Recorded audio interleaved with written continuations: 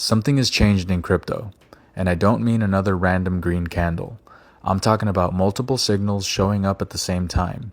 Market breadth, sentiment, XRP strength, institutional positioning, technical structure, and even Washington moving toward a crypto regulatory framework. The market is starting to behave differently. Bitcoin is holding up. Altcoins are waking up. XRP just exploded higher. Fear has flipped into greed. Institutional money is showing up, and some of the charts we've been watching for months are finally starting to look like the bottom is behind us. We spent a long time talking about whether crypto was still building a bottom, whether the market was going to give us one more brutal shakeout, whether the next move would be another fake out, or the beginning of something much bigger. Well, ladies and gentlemen, I think we're getting our answer. The bull run isn't some distant possibility anymore. It may already be underway. And today we're going through the evidence, because when you pull all these pieces together, this doesn't look like one coin randomly pumping. It looks like the entire crypto market is beginning to turn. Before we begin, this video is for informational and entertainment purposes only and is not financial advice. Always do your own research before making any investment decisions.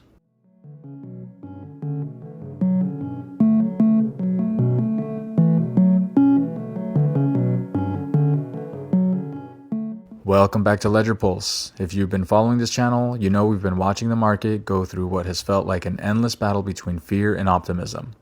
We've watched prices fall, we've watched sentiment collapse, we've watched people declare the cycle over, and we've watched the market repeatedly tease a recovery before pulling back again. But something feels different now, because this time we're not looking at just price.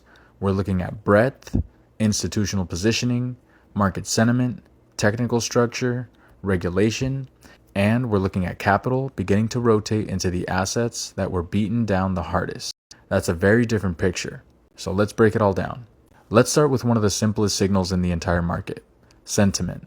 The Cointelegraph post shows the crypto fear and greed index jumping all the way to 73, firmly in greed territory. Just 1 week earlier, that reading was sitting at 31, fear. And the week before that, it was even worse. We're talking about a move from fear to greed in an extremely short period of time. That's a major psychological shift, and crypto is heavily driven by psychology. When everyone is afraid, people stop looking at fundamentals. They stop thinking about the next 6 months. They start thinking about the next 6 hours. Every red candle becomes evidence that the market is finished. Every support level becomes another opportunity to panic. But when sentiment flips, the psychology changes completely. Suddenly, people start asking a different question. Not how much lower can this go, but how much higher can this go? And that's exactly the psychological transition that happens during major market reversals. Fear creates opportunity. Greed creates momentum. And right now, the fear is disappearing. That doesn't happen in a vacuum. It happens when price starts convincing people that the worst may be over. And once enough people believe that, capital starts coming back. Which brings us to the next signal. This might be one of the most exciting posts in the entire batch. Blockchain Backer posted, "Ladies and gentlemen, the breadth is open." And the chart underneath it is telling a very interesting story. For a long time, the crypto market has had a problem. Bitcoin could move, a few large cap assets could move, but underneath the surface, the broader market wasn't participating. That's a problem, because a healthy bull market doesn't normally depend on one or two assets. Eventually, participation spreads. More coins start moving, more sectors start moving, more traders start taking risk, and that's what breadth measures. It's essentially asking how many parts of the market are participating in the move. When breadth expands, the rally becomes much more convincing, and that's what we're beginning to see. The market isn't just waking up at the top, it's waking up underneath the surface. That's the kind of environment where altcoins can suddenly go from completely ignored to absolutely explosive. And if you've been waiting for evidence that the market is moving beyond a handful of large cap assets, this is one of the clearest signals we've seen. The breadth is opening. And when breadth opens after an extended period of weakness, that's when things can get very interesting very quickly. Now let's talk about the technical picture. Blockchain Backer posted another chart with a very direct message. Confirmed.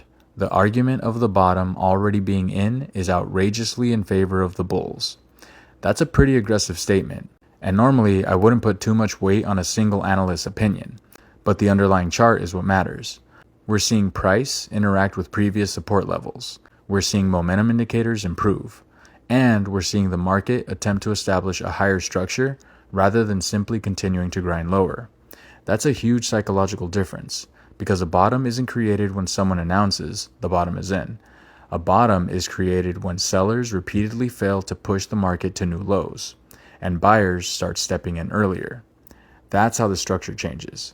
Lower lows eventually become higher lows. Then resistance gets broken. Then old resistance becomes support. Then momentum accelerates, and suddenly people realize, wait a second, we're not in the same market anymore. That's the transition we're watching. And the more the market continues to hold these levels, the harder it becomes to argue that nothing has changed. Now we get to another chart that I think deserves attention. BCB also highlighted a potential weekly bullish divergence in the crypto market. And this is where the time frame becomes incredibly important. Anyone can make a chart look bullish on a 5-minute candle. That's noise. But when you're looking at a weekly structure, you're looking at something much bigger. A bullish divergence essentially occurs when the price and momentum stop moving in the same direction. Price may retest or approach previous lows, while the underlying momentum indicator is making a stronger low. That's often a sign that selling pressure is weakening. It doesn't mean price has to immediately explode, but it can tell us that the sellers aren't as powerful as they were before. And if that divergence confirms, that's another piece of evidence supporting the idea that the market may already have completed a major bottoming process. And think about where we're coming from. We've already had months of uncertainty. We've already had major corrections. We've already had people throwing in the towel and seen altcoins absolutely crushed. At some point, the market reaches a point where there simply aren't as many sellers left.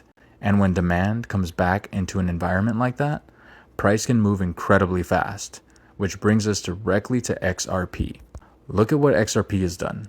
According to this post, XRP was the top gainer among the major assets shown over the previous 7 days. And the number that jumps off the screen is this, nearly 48% in 7 days, and hitting a high of nearly 70%. That's not normal price action. That's a market announcing that something has changed. And this is exactly why I've been saying for a long time that XRP shouldn't be judged solely by what it does during the boring periods, because XRP has historically been capable of moving extremely quickly once momentum arrives. For months, people can become completely convinced that nothing is happening. Then suddenly, the liquidity comes in, the breakout happens, momentum traders arrive, retail starts paying attention, and the move feeds itself. That's how crypto works. But this time, there's another element. XRP isn't moving in isolation. The broader market is improving. Breadth is expanding, sentiment is recovering, and institutional products now give traditional capital another pathway into XRP exposure. That's a massive evolution from previous cycles. The infrastructure around XRP is becoming more mature, and we're watching price react. Now let's talk about one of the biggest institutional developments, Goldman Sachs. Goldman Sachs oversees more than $4 trillion in assets under management and has emerged as the largest institutional holder of XRP ETFs based on its reported holdings across 5 XRP funds. The total? Approximately 86.5 million. And let's put those numbers into perspective. We're not talking about some anonymous wallet. We're talking about one of the world's largest financial institutions. And instead of putting all that exposure into one XRP product, the reported holdings are spread across multiple XRP ETFs and trusts. The breakdown shown is Bitwise XRP ETF, approximately 25.76 million, Franklin XRP Trust, approximately 25.41 million, Canary XRP ETF, approximately 19.49 million, 21 Shares, approximately 8.21 million, Grayscale, approximately 7.66 million. Add those together, and you're looking at roughly 86.5 million in reported XRP ETF exposure. Now, is 86.5 million going to move the entire XRP market by itself? No, but that's not the point. The point is who is participating, because institutional adoption doesn't usually arrive with a giant banner saying, institutions are here. It starts quietly. A fund gets exposure, another institution launches a product, another wealth manager gets access, another financial platform adds support, and eventually you reach a point where exposure to the asset becomes completely normal. That's how an asset class matures, and XRP is increasingly moving into that environment. This is no longer just a crypto exchange phenomenon. We're seeing traditional finance build vehicles around the asset, and now we're watching the price respond. Here's where this gets exciting.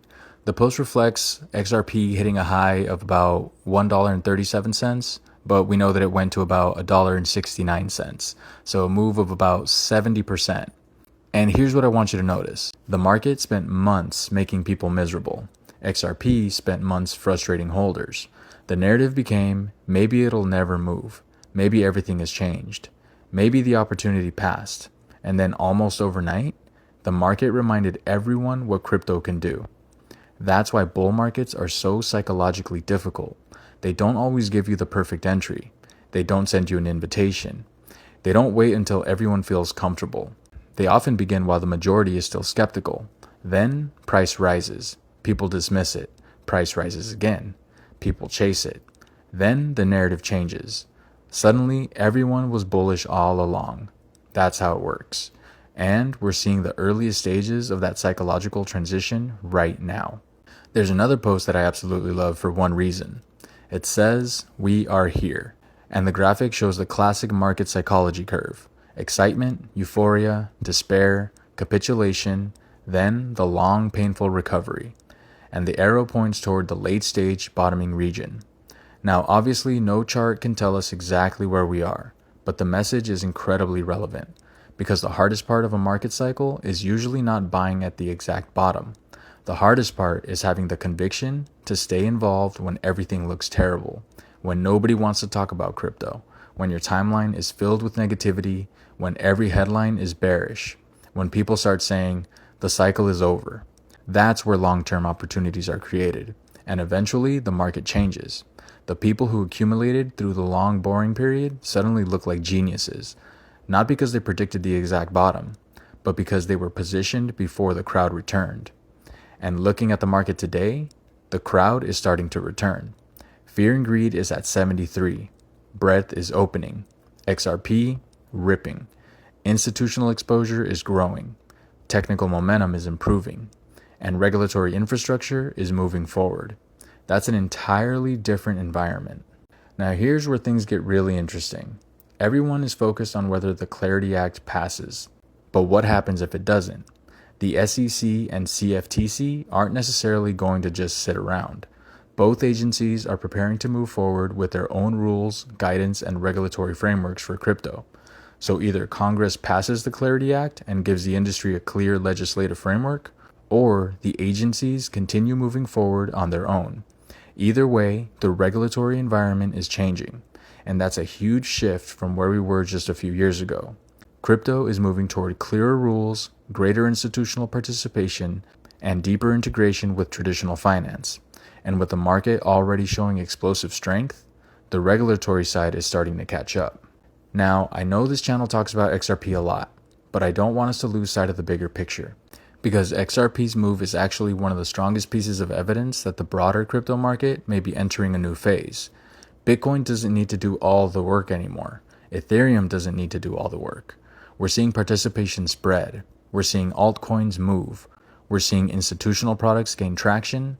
We're seeing sentiment recover. That's what happens when liquidity begins moving deeper into the market. And this is where things can get absolutely wild, because altcoins tend to have smaller market caps and thinner liquidity than Bitcoin. When capital rotates into them, the percentage moves can become enormous. That's why you've seen altcoins historically produce some of the most explosive gains during bull markets. And we've already seen the first signs of that rotation. XRP is one example, but it doesn't have to stop there. Here's my favorite way to look at what's happened. Imagine a spring being compressed. For months, the market has been under pressure. Prices were suppressed, sentiment was crushed, retail interest disappeared, people got bored, frustrated, and left. And meanwhile, the underlying infrastructure kept developing. Institutional products kept appearing. Regulatory frameworks kept advancing. Companies kept building. Financial institutions kept experimenting. The market was becoming more mature while the price action looked terrible. That's the paradox. The most important developments can happen during the period when nobody is paying attention. Then eventually, the market catches up. And when it does, the move can happen much faster than anyone expects. That's what makes the current environment so exciting. We're not watching a market that is simply recovering from a one-day crash. We're potentially watching a market transition from accumulation into expansion. And if that transition is real, the next phase can be very different from the one we've just experienced. There's something I want to emphasize, because this is where people can get themselves into trouble. When the market finally turns bullish, people often go from one extreme to another. They go from crypto is dead to everything is going to 100x. That's not how you approach a bull market. You don't need to believe every coin is going to explode. You don't need to chase every green candle. You don't need to buy something simply because it's pumping. The opportunity comes from understanding the larger trend. If we're entering a major expansion phase, there will be plenty of opportunities. You don't need to catch every single move. You need to avoid getting emotionally shaken out of good positions and avoid getting emotionally sucked into terrible ones, because the same market that can make people rich can also punish people who become reckless. Excitement is good. FOMO is dangerous. And right now, I'm excited, but I'm not interested in chasing candles. I'm interested in understanding the trend. This is the part I think people need to hear. The market doesn't wait for everyone to agree. It doesn't wait for CNBC to announce the bull market has officially begun. It doesn't wait for every analyst to turn bullish. It doesn't wait for retail investors to feel comfortable. The market moves first. The narrative follows. That's why these early stages can feel so strange. You're watching price move higher while people are still skeptical. You're watching institutional positioning increase while retail is still asking whether the cycle is over. You're watching regulatory infrastructure develop while the old narrative is still stuck in the past. And then one day, the crowd notices. That's when things accelerate. Because once enough people believe the bull market is real, capital begins chasing performance. And that's when the market can become extremely powerful.